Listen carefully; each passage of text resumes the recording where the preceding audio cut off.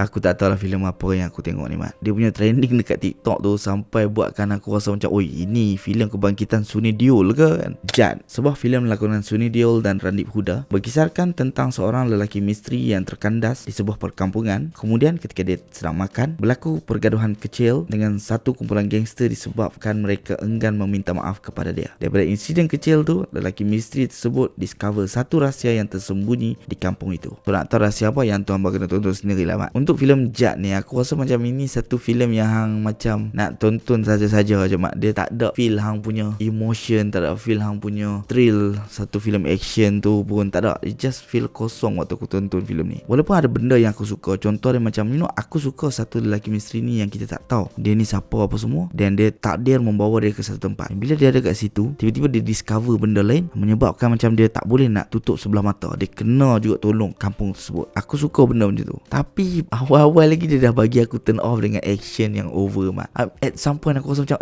ni dia ni Captain India ke apa kan, sampai boleh tahan jeep sebelah tangan daripada bergerak. Aku rasa macam, ni Marvel boleh tahan helikopter pakai sebelah tangan lah kan. Tapi ni bukannya filem superhero. So aku dah rasa macam, time tu aku memang tak tahu filem ni serius ke ataupun komedi tau. Sebab bila hang buat macam tu, macam mana antagonis dia nak kalahkan protagonis yang kuat macam tu Mat? Doesn't make any sense. And susunan dia tu buatkan aku dah turn off sebab dia non-stop action. Sampai benda ni jadi trending dekat TikTok sebab dia lawak tau. Hang tak mau minta maaf, hang kena tampak pergi jumpa seorang lagi, tampak pergi jumpa seorang lagi, tampak. Dia macam non-stop berlaku. So benda tu macam susunan dia memang aku dah turn off lah. So that's why bila dia nak balas dendam, dia main kat part Randip Huda tu, aku rasa macam and karakter Randip Huda tu memang disia-siakan Mat. Sangat disia-siakan. Dia tak bina dengan baik, dia tak guna habis baik pelakon yang bagus macam tu untuk bagi satu karakter antagonis yang memorable. Sayang gila Mat. And dia punya protagonis antagonis ni, power dynamic antara kedua mereka ni macam tak match tau. So that's why bila main part dekat bertukar dialog,